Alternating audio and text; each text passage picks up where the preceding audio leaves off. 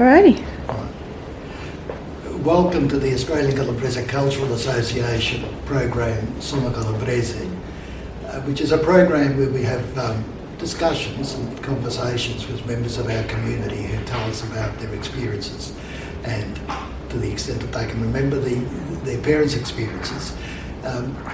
Today we're very fortunate to have as our special guest Angela Cavelieri, who's an internationally known artist and who's been involved in the art world since 1983 and has had residencies as an artist in Hong Kong, Rome, Venice, Barcelona, and also in 2017 participated in the Translation Festival at the University of Exeter in the United Kingdom, and whose works are found in many galleries and libraries all over the world, including the Australian National Gallery, the National Gallery of Victoria, the State Library of Victoria, the National Library of Australia, the Baillieu Library at the University of Melbourne, the State Library of Queensland, and the Pyramidal Contemporary Art Collection in Barcelona,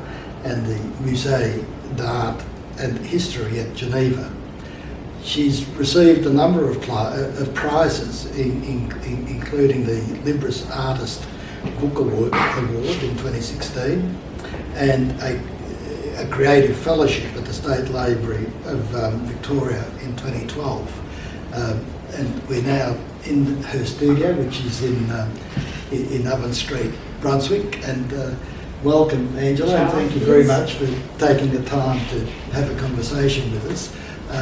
And just in terms of the purpose of the program, what it's designed to do is to give people what we consider to be a true version of the Calabrese, because it often is very, I think, incorrectly portrayed in the media. So thank you for making the time. In terms of your own background, I take it you were born in Australia. Yes, that's right. And your parents? 1962. So your parents were born in La Bella, Calabria, that's the province of Catanzaro. And when did they come to Australia? Well, my father came first in 1951, and my mother then came roughly 4 years later. So I think he came early 51 and she came late, arrived in 1954.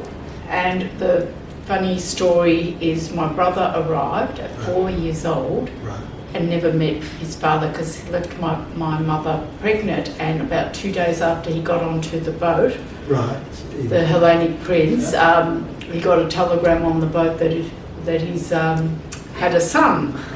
Yeah, so and that was... So you mentioned one brother. Any other siblings? Yeah, well, his name's Tony. Tony, yeah. And he was a few years older. So my mother came on a boat by herself with a 4-year-old and a 6-year-old. Yeah.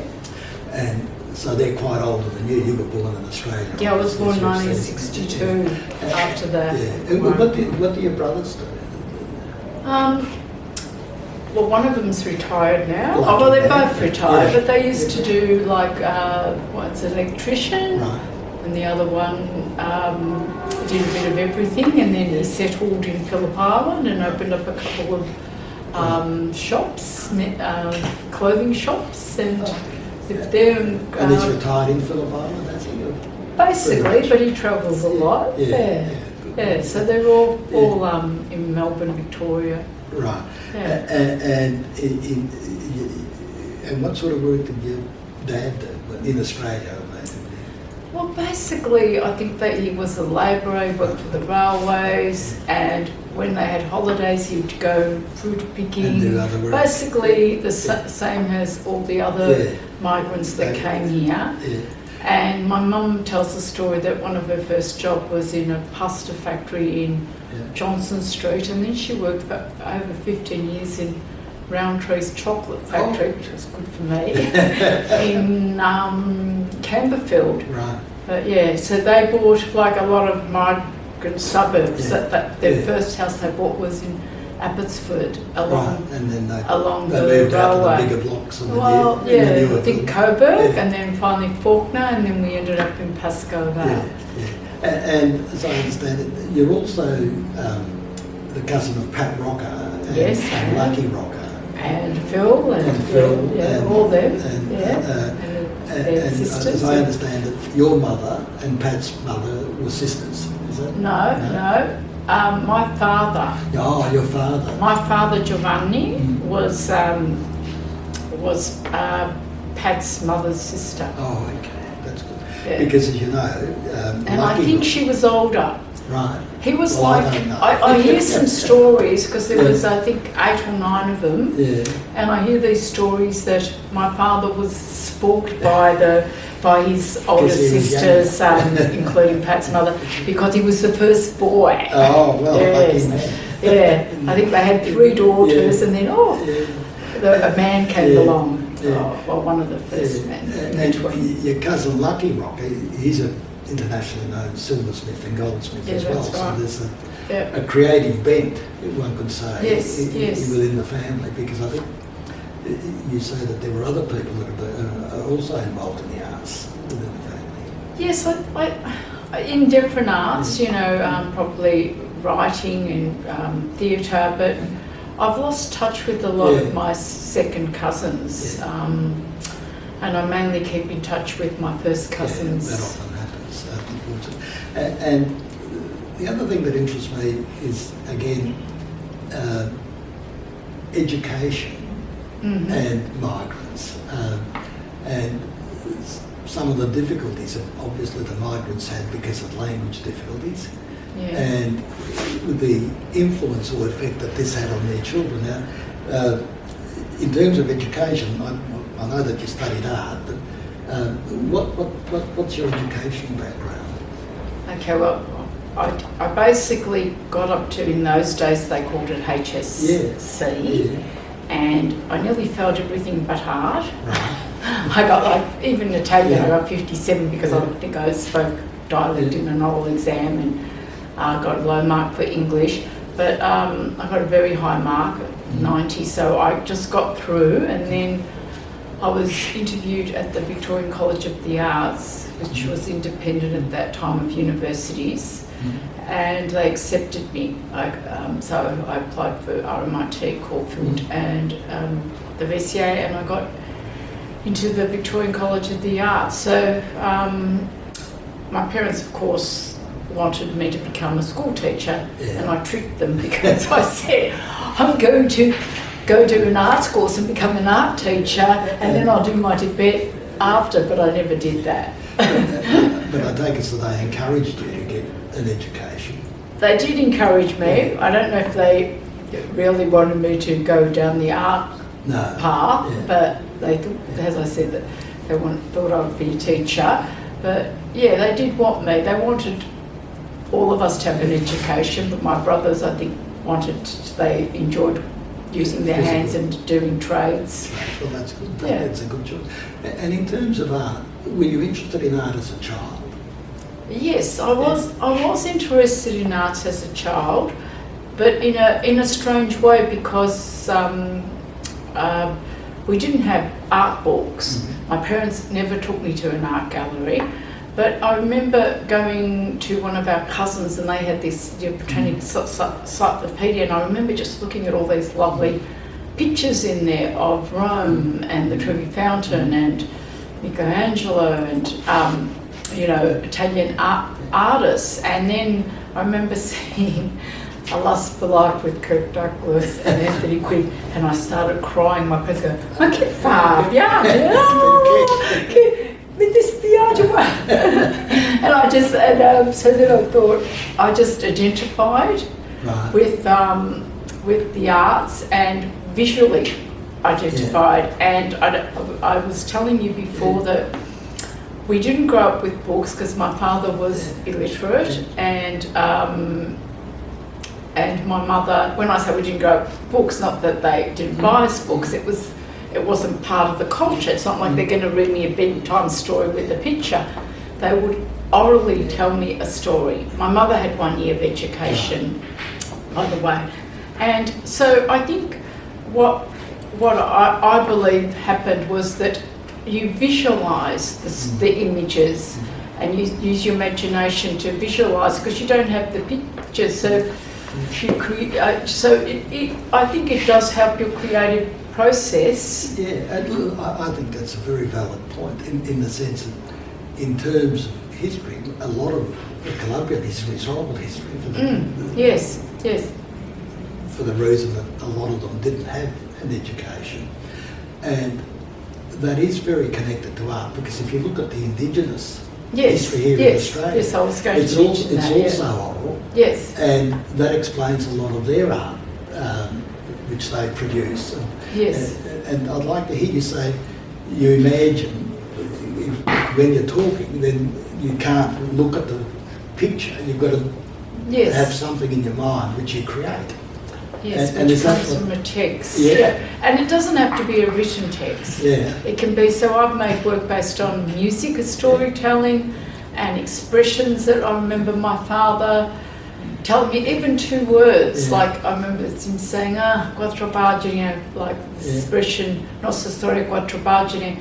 And out of that I made an artist's book called 4 Pages, which was looking at the letters and looking at forms. So I think out of it, it just, there's words that have meaning to you, and then you can invent another story or reinterpret a story.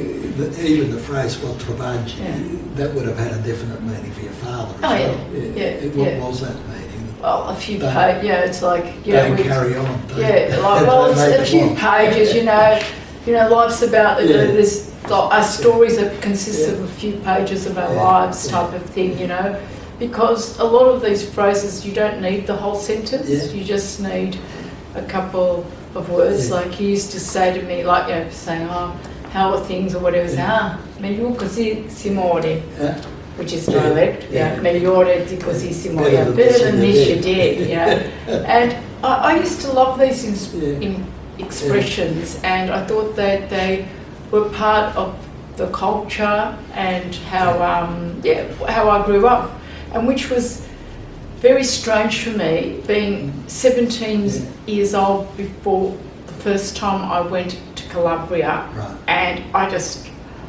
it was a big shock. I meant to ask you, you were born here. Yeah. What was your experience being the child of Calabrese immigrants here in Australia? Okay. Well, first of all, I started prep at the age of 4, didn't speak a word of English, and I have to say, I spoke Italian. You spoke Calabrese. I spoke Calabrese, So, and I remember there was me and this other girl, and we'd be like in a corner, and we'd like, what's going on? And we just, so it wasn't was until... the other girl also Italian? Or she was. Yeah. So it wasn't until I was probably in grade 1 or 2 that I learnt to speak English, and I did struggle with the language. And the other thing is, it's like, it was strange because growing up, and especially a lot of our relatives, when they first came here, they all kind of bought houses close in the same suburb, not like now. And I just remember that I thought how I grew up was almost like how they grew up in Italy. So there was a time warp factor when you actually went there, but not just in that, also in the language, because I turned up at 17 years old and I'm speaking Calabrese thinking, we haven't heard that since our grandmother was alive. And also the other thing was, I had to imagine what Calabria looked like. I didn't know. I mean, I'd get photos, I'd get tapes, and I actually made an artwork called A Viva Voce, which was, I never met my grandmother, and there was a cousin, Frank, would go over there with the 1970s reel to reel, and would all get together before he left, like all the cousins, all the or the siblings and say, oh, ciao, nonna, ¿cómo estás, Angela, sono 5 whatever, and we'd all like tell our little story, and then he'd bring back the tape and say, oh, how are you all going? I'm old now, otherwise I'd come to Australia, blah, blah, blah. And so I used that sound recording, I used the text from that to create this work. And that's interesting because what you say, I take it a lot of your socialisation and socialising when you were a child would have been within the extended family. Yes, a lot of it until I got older. Then I started having Australian friends and realised, oh, they do things differently. Not necessarily better, but no, differently. They have different traditions and different ways of eating and going out and doing things. And in terms of, you said you had to imagine Italy and Colombia. What was your imagination before you actually got there? Well, I actually felt like I fitted in quite well. Because I was grown up. I was, when I grew up, it was like I was in Italy. So my parents, I grew up in a very strict, traditional Catholic manner, which, for better or for worse, but it gave me a lot of tradition appreciation of the culture, even though I did rebel against it. Later on. In what way did you rebel? Well, just, the role of women and not being able to go out. I had to be chaperoned and just having my own identity, because you weren't really part of an individual, you were part of a group. But that's changed a lot now. Well, in a way it has. But in a way, I don't mind part of that, but not exclusively. What I was going to say is, in fact, I think nowadays people actually are trying to regain that connectivity with other members of their family, which is interesting because, and especially I think for females it was probably worse because your brothers, I take it, would have been able to go out whenever they wanted. Well, when I was 12, my brothers had already moved out of home. There you go. They were already, one of them I think was just married, another one was getting married, and so you would have, from their perspective, from your parents' perspective, they were protecting you as the only child in the family, female, and they were going to make sure that... Yes, that's right. Comply. And the other aspect, because as you mentioned earlier, going into art, was almost an act of rebellion because going into art was no, it wasn't. And did you discuss that with your parents about why it is that you wanted to be an artist rather than merely a primary school or secondary school teacher? No, because it wasn't in a bad way, but it wasn't part of their culture. I mean, they worked hard.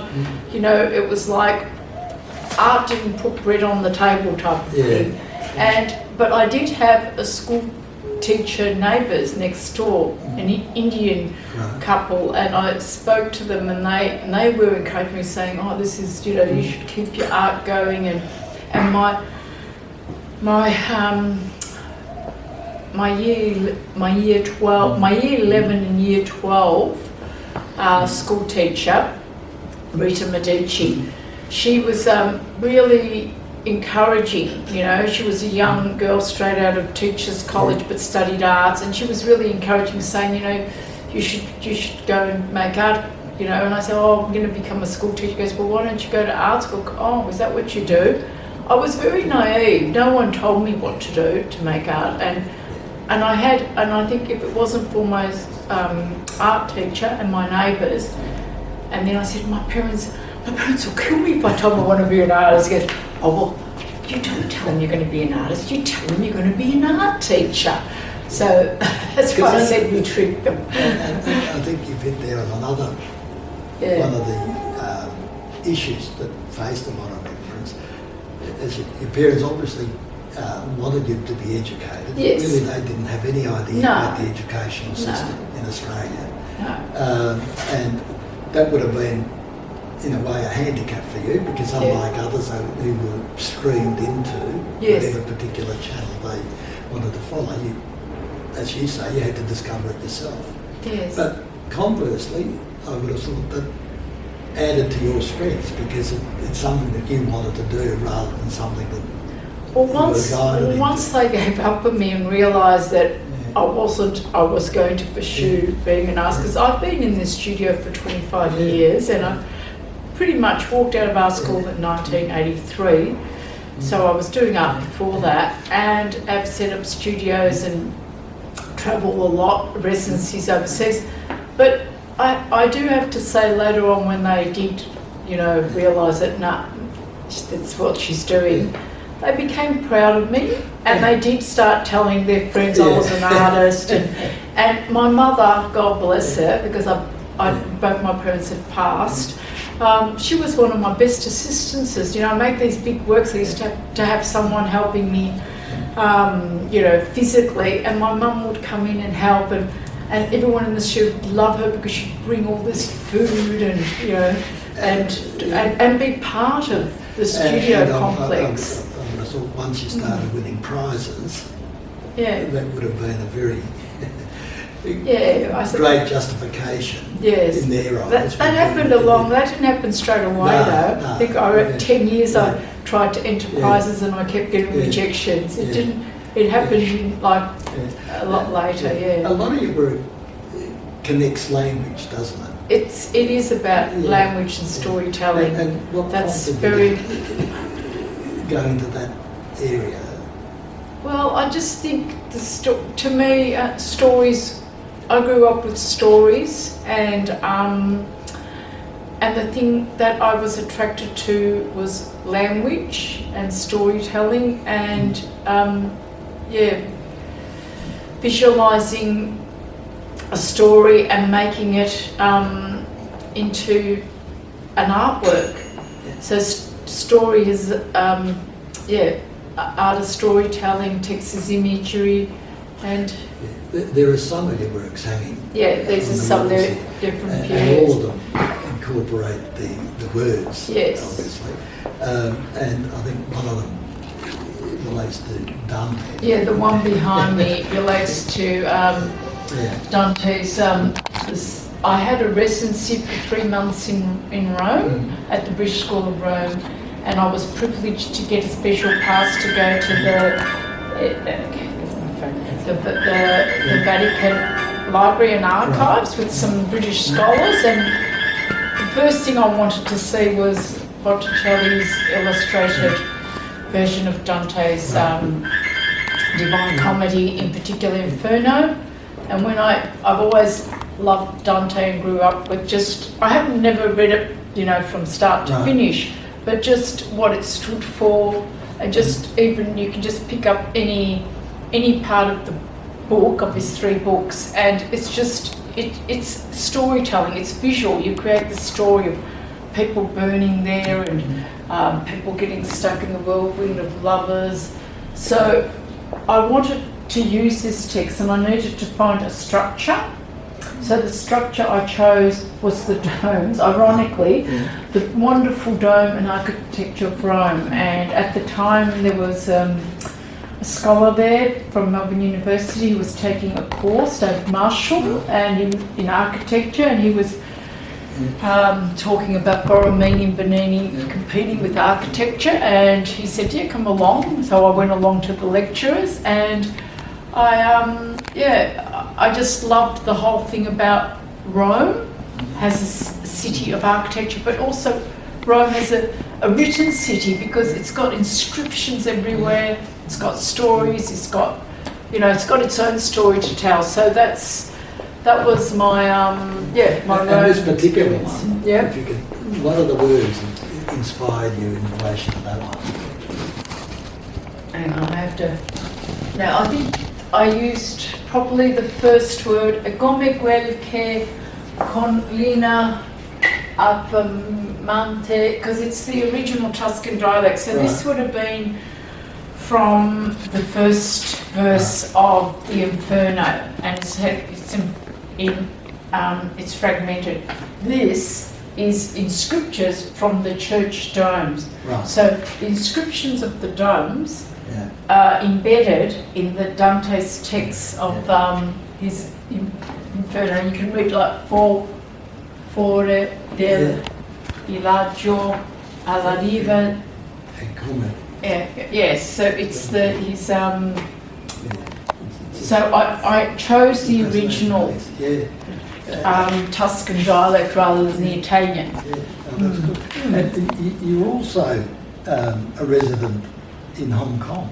Yes, well that's... That would have been a slightly different experience, I would have thought. It was. And what attracted you to Hong Kong? Okay, well I was invited to do these, to work on paper, which was also challenging because I work on, these are on canvas, these are hand printed on canvas, and I don't use a press. And so they invited me to work with a group of assistances. So I was like a mentor, I suppose. So I had a group of Chinese assistances who were practicing art, who wanted to practice art, and they worked with me for a month, and I made these enormous works on paper. Some of them were printed on Chinese paper, and what I was trying to work out what to use, and I didn't just want to go in there and use Italian stories. So at the time it was the Chinese New Year was coming up, and I went round. They actually flew us there 6 months beforehand and gave us a cultural tour. So they took us around to all these parts in Hong Kong, and I loved the churches, and I went to some rituals that they'd go and hang these wishes. A lot of students would do that, wish for great marks or wish for fortune or wish for health, and they'd hang them in a church. And so I made a piece based on wishes, and I got the assistants to write me their wishes, and then I'd write their wishes, and we did a big installation of these printed wishes hanging. I also did an installation of all, if you've been to Hong Kong, it's like just street signs after street signs, and they helped me with that. It was very hard to use the Chinese characters in reverse, because when I make these, they're cut out and they're all written and cut out in reverse. Right, yeah. And then when you print them, it's the right way, like a mirror image. And another piece, now you'd be happy to, I did get some Calabrese in there. They took me to a museum, and they told me that there was these traditional folklore songs, haka folklore songs that are becoming like, but they didn't really know about them because they were something quite old, but older people knew about them. And I was lucky they took me to someone performing them. But in the museum, I took a lot of photos and I did a bit of research. They had boats, and what they'd do is they'd sing these songs to each other when they were like fishing or working on the boats. And I said, what type of songs were they? And they go, oh, they're like love songs, you know, if someone was wanting to flirt with that person on the boat. I went, oh, that reminds me of like La Strina. Do you know what La Strina? I remember being, the first time I went to Italy, I'd be asleep and then someone would be there with an organ waking up like, hey Giuseppe, come down, and blah blah, and they'd make up serenade. It wasn't so much a love song, but it was more, they did this on particular, I think, Christmas, or a special occasion, or Names Day, or if someone was going to be engaged, and it was a form of serenading. Your parents would have told you, my parents told me that in Calabria it was quite common. Yes. If a male was attracted to a particular female, if he could sing, he'd do it himself. Otherwise, he'd engage someone else to stand. Yes. Well, this is what and serenade the woman. Well, this is what we did. I got dressed and then joined with my cousins with, they had the instruments, and we'd go and start singing at the windows. But they did these on boats, so I did this huge. It was the biggest print I've ever made. 15 metres of this sea of words, and it was incorporated with the Chinese haka songs yeah. and the strina Italian songs. Yeah. And also, I think you're also a resident in England. Did you have a resident in Australia? It is different, but I was working with I was with scholars and professors in language, and they all came to this festival from all over. So I felt I kind of felt at home in a way that we were all talking about a common ground, which was language, and how we translate language, and prior to that, when I was young, in my 20s, I visited London, and I just was amazed by all the museums and art there. So yeah, I kind of feel at home wherever I go, especially in Europe. I've never been to America because I think each country or each place has their own story to tell, or Very true. culture. And I take it you've been to Calabria a number of times. I've been to Calabria quite a few times, at least a dozen times. And you mentioned earlier that you felt at home the first time you went there. I felt at home, but it didn't mean I liked it because my parents were very possessive, and they weren't really letting me go out and do things. But then later, when I went back, I explored and discovered the place and fell in love with it much more. When you say you felt at home, can you express what that means? Did you just feel comfortable, or did you identify with the culture, with the people? Well, yes, I identified with the culture and people because that's the way my parents brought me up here in Melbourne. And, I didn't necessarily love it all the time, but it was just like, it was almost like going back in time. But also I understood what the culture was about more when I got there. But the only problem was my parents found it very hard when they went back. They just went, what's happened here? And, nothing stayed the same. Of course not, you can't expect 20 years things are going to stay the same. And that was and that was also a conflict I had with my art. I mean, which part of the world do I belong to, I did question that identity thing, which is very common with a lot of migrants. Here in Australia, you're being Calabrese was a distinguishing characteristic, if I can call it that. Yes. You go to Calabria, and the moment they know that you're from Australia, being Australian is a you become a novelty then, but you're not really Australian, you're like Calabrese Australian. But and I suppose when you say how did I get into art, I don't know, it wasn't like I woke up one day and said I'm going to be an artist. I think what happened, the art gave me the means to express myself, and through my art, I suppose it's like a journey, and I discover things that I'm interested in, and all this about my background and culture. And I'm not sure whether you found it the same, but one of the things, from an artist's point of view, what I found interesting in Calabria is that you can walk into a church into one of these small towns, and there's these beautiful murals. Yes. Which are really, really good. Yes, no, they are, and stained glass. Which we don't experience here in Australia in any way. I mean, we now have stained glass windows in churches, but not. Did you find that, or did you experience that when you went to Calabria the first or second time? Yes, you see, there was this older man who was actually the nonno of one of my cousins on her mother's side, and he went through the war and he lost one of his feet, and he used to just sit there with wood and like cane and branches, and he'd carve all these little statues, and I thought he was brilliant, and they all just said, no, he's just doing little bubbies, and they thought he was naive, but I thought, and in time, they've actually got a little museum there of his work. He made very, very creative things, like little little animals and people, and he put them into settings, and he made like that. He basically did little sculptures of the town, and it was lovely. And yes, I was.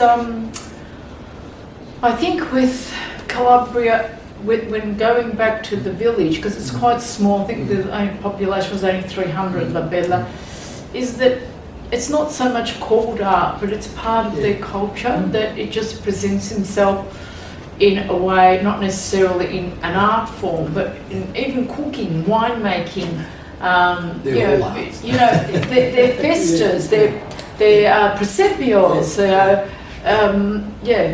it's more. It's part of their culture, and it's certainly part of their visual culture. Yeah, their visual culture. And I think the reason for that being, again, that for a long period of time, a lot of them were uneducated because of the lack of opportunity, not the lack of capacity. And so visually, they relied on visual art to tell stories and preserve.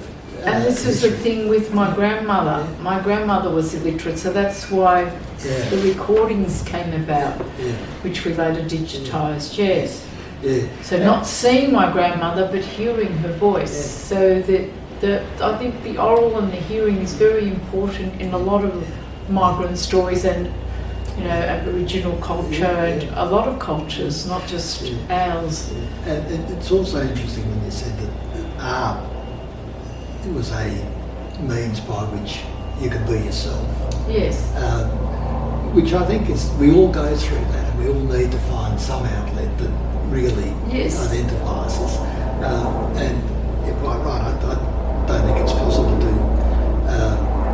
point out what particular influence leads to be an artist. It can be music, writing, as I said, cooking, display, if you look at when they have festivals, they're just so elaborate, and they really put in a lot to the, the presepio and all the displays related to festivities, which we didn't grow up with here. That's one thing we missed out on here. And also, I think the concept of the festa. Yeah, the festa is very important. It's quite different in Calabria than it is here. The first time I went back and I went to a festa, and they started playing the tarantella. This is in the square, in public, at night. And I thought, what are they doing there? And within 5 minutes, the whole town's there. The whole town, but they're all dancing. Yeah, of course they are. And it's just a spontaneous thing. Yes. And I thought, well, they might dance for a few minutes, but they kept dancing until they stopped playing. As I said, that's something that we don't, or we didn't, when I grew up here, experience here. No. And that's why it was both strange and welcome when you get over there. And whenever, I don't know if you've experienced a similar thing. Yes, and I saw a lot of the religious parades, because I was there I've been there a few times at Christmas time and a few times in Easter. So I've seen a lot, and also, and the other residency I had was in Barcelona. I've had 3-month residency, and very similar. The same thing with their culturally, they're much closer, aren't they? with their festivities and displays when it comes to, especially La Settimana Santa. And Easter, I'm still amazed. You would have seen it too, but the so-called procession where these people carry these that's what I'm talking about, the Settimana Santa, that's Easter.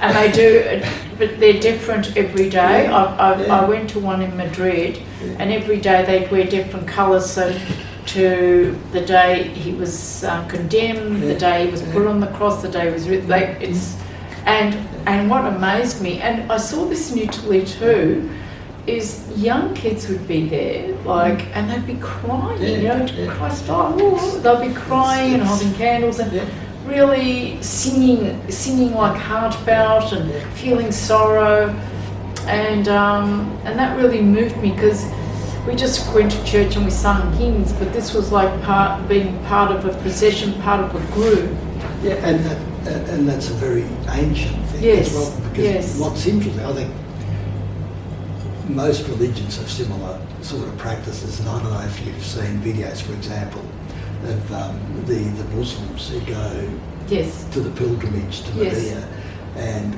they're in a trance. I don't know Yes. if you've seen them, and they're walking, and there's literally hundreds of thousands of people and whatever, and they're crying and all the rest of it. It's a similar experience for them that you've Yes. described, that these young kids in They're Colombia. like living the story. Yeah. They're like Yeah. going back in time, Yeah. and yeah. Yeah. I mean, seeing these, did that ever inspire you to do something artistic about those processions, or was it not something that you were really Yes, inspired with? Well, yes. I mean, everything I see, I'm Yeah. inspired with in a way, but they may not directly go into my work. I don't like to make my work literal, like you can read and say, oh, that's Dante, or that's Monteverde. I want to use these stories, but just create a new visual meaning rather than it become literal. So I think everything feeds into my work in some form or other. I don't even know about it sometimes. Yeah. It just happens, or as I said, I pick up a word and then I invent a story around it, or find an image that can house this word or story or phrase. And I think you said that your works are really quite dynamic in the sense that you don't have a preconceived idea of what it is that is going to be the end product. Can you explain that? Well, the example with Dante, I love Dante. I saw this book, I was so excited that I think, well, how can I use this text? And then I go and I see some churches, and I make a connection between the text and things I see around me, you know, living things around me, you know. It could be a story or language, and I try and find a meaning to that, but it's a new meaning. It's my meaning. It's like if you see something on the street, the way you see it and the way I see it, and you've got to tell a story of what you saw is going to be your version's going to be different to mine, isn't it? That's kind of what I'm trying to do. You're also a resident of the Melbourne State Library. Yes, I had a fellowship there. And you actually produced a piece. I produced two large pieces, which are on YouTube, and you can just look up my name and State Library Fellowship, and it's there. And that took me over about a year. But what inspired you in relation to those pieces? So it was called a creative fellowship, and it was based on providing the opportunity to research at the library. So my research was music as storytelling, basically looking at Monteverde's madrigals, and in particular I like his eighth madrigal, which was Guerra e Amore, War and Love, and so I used. That's the name of the piece, isn't it? That's that's the madrigal. Yeah. He did all these different madrigals, and that's the eighth madrigal was based on different stories. So madrigals are short stories, and then they're sung in opera. So I used his madrigals and created these large artworks, and they were later, after they were produced here in the studio, but all the research was done at the library. So if you watch this video, it'll give you an understanding. And later I showed it as part of the Melbourne Festival at 45 downstairs, where some musicians played the madrigals and with the artworks in the background. Yeah. Where's it hanging now? Is it? They're rolled up in storage up there. Yes, it was hanging at the library for a year, but they couldn't keep it up. No, but there is a piece up in the dome based on one of these domes at the library. In terms of the award, the Libris Artist Book Award, Yes. Can you tell us about that? Did you produce an artist's book or what piece? Yeah, well, the Libris Award is for artists' books, Yeah. and I made this. This is a collaboration. Oh, well, we can stand here.